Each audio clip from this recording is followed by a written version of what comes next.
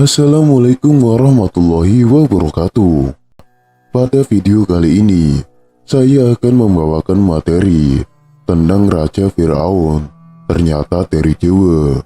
Sri Maharaja Kertajaya adalah raja terakhir dari Kerajaan Kadiri atau Kerajaan Panjalu yang memerintah antara tahun 1194 sampai 1222 Masehi. Kerajaan ini beribu kota di Daha atau Dahanapura yang terletak di tepi Sungai Berantas. Di masa pemerintahannya, Kerajaan Kadiri mencapai puncak kejayaannya dengan wilayah ini adalah bekas kekuasaan Kerajaan Medang meliputi 2/3 bagian timur Pulau Jawa. Berita tentang Kerajaan Kadiri sebagai juga diperoleh dari berita Tiongkok. Buku ini merupakan kumpulan cerita dari para pedagang Tiongkok yang melakukan kegiatan perdagangan di Pulau Jawa. Kemudian disusun buku Liang Wai Taita 1778 Masehi karangan Cuk Ikfei. Kemudian juga disusun sebuah kronik Tiongkok bernama Zhou Fanji karangan Cucukua 1225 Masehi. Kedua buku ini menerangkan keadaan kerajaan Jawa pada abad ke-12 sampai ke-13 Masehi, memiliki 14 negara bawahan atau kadipaten yang tersebar luas dari Pulau Jawa hingga ke ujung timur Kepulauan Nusantara.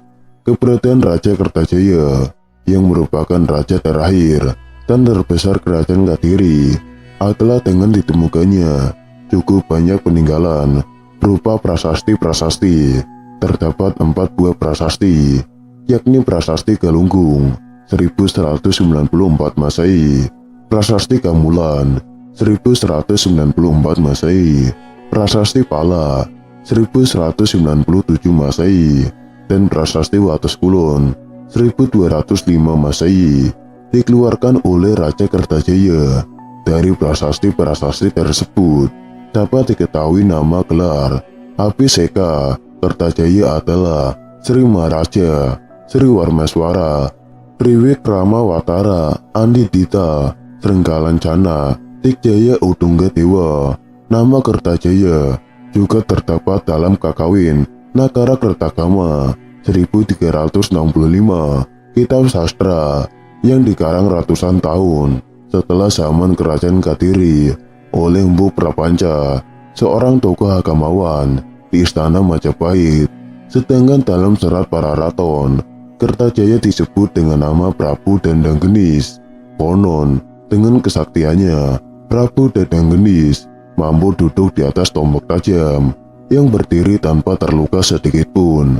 Dengan segenap kekuasaan yang dimilikinya, Kertajaya tidak puas dengan hanya menjadi seorang raja. Dikisahkan pada pemerintahannya, Prabu Dandang Genis menyatakan bahwa dirinya adalah dewa dan ingin disembah oleh segenap rakyatnya, termasuk oleh para pramana Hindu dan bandito Buddha, layaknya Raja Firaun dalam masa Nabi Musa alaihissalam yang mengaku sebagai Tuhan. Rakyat pun terpaksa menyembahnya. Bagi yang tak menurut akan dibunuh. Firaun adalah gelar untuk menyebutkan seluruh penguasa Mesir kuno, karena Firaun dianggap sebagai perwujudan dewa yang disembah bagi rakyat Mesir.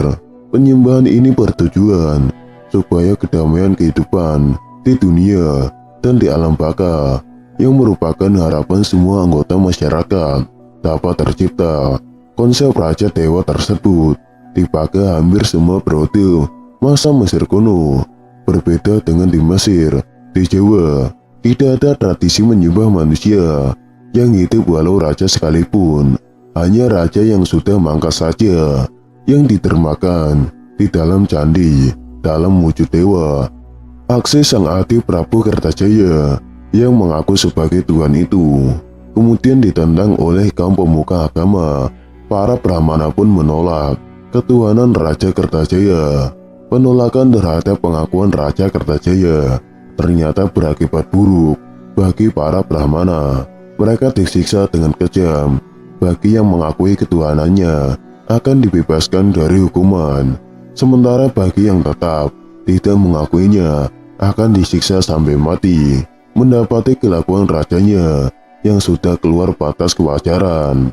Para Brahmana kemudian memilih menyingkir dari Dhanapura sambil menyatakan kesesatan Prabu Kertajaya kepada seluruh rakyat kerajaan yang ditemuinya. Raja Kertajaya sesumber bahwa dirinya hanya bisa dikalahkan oleh Batara Guru atau Dewa Siwa. Sementara itu, di Tumapel tersiar kabar bahwa Tunggul Amatung, seorang Akuwu Tumapel, adipati bawahan kerajaan Kadiri yang setia terhadap Raja Kertajaya, dikudeta oleh anak angkatnya sendiri yang bernama Ken Arok. Kemudian ia mengambil alih jabatan adipati Tumapel setelah sukses menghabisi ayah angkatnya itu. Ken Arok yang juga seorang putra kandung Brahmana Logawe, seorang agamawan Hindu Siwa ini, mengaku sebagai titisan Dewa Siwa.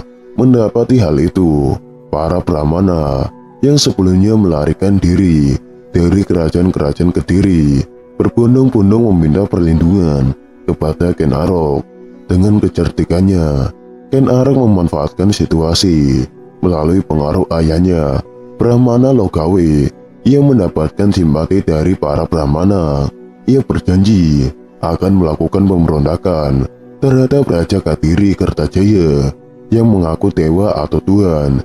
Ken Arok berjanji akan menaklukkan Raja Kertajaya. Kemudian para Brahmana menganugerahi gelar pada Ken Arok dengan gelar Batara Guru.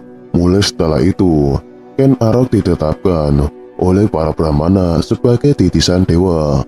Gelar Batara Guru tersebut diyakini sebagai upaya pemberian kepercayaan kepada Ken Arok, karena pada waktu itu Raja Kertajaya sesumber bahwa dirinya hanya bisa dikalahkan oleh Dewa Siwa. Sebagai diketahui bahwa Batara Guru merupakan nama lain dari Dewa Siwa. Setelah para Brahmana memberikan dukungan penuh terhadap Ken Arok, diangkatlah kemudian Ken Arok menjadi Raja Tumapel yang merdeka dari kerajaan Kediri. Sementara para Brahmana selanjutnya memengaruhi rakyat dan para penguasa bawahan Kediri agar memberontak bersama-sama Ken Arok. Rakyat kemudian berbondong-bondong membantu Ken Arok untuk mengalahkan Kadiri. Melihat Tumapel membangkang, Raja Kertajaya mengirimkan pasukannya untuk menyerang daerah tersebut. Tumapel digempur habis-habisan oleh pasukan kerajaan Kadiri. Namun karena Tumapel didukung para Brahmana dan rakyat, maka serangan demi serangan Kadiri dapat ditumpas. Tumapel yang didukung rakyat selalu mendapat kemenangan dari setiap pertempuran. Kemudian bergantian menyerang balik ibu kota kerajaan Kediri. Ibu kota kerajaan Kadiri akhirnya dapat direbut.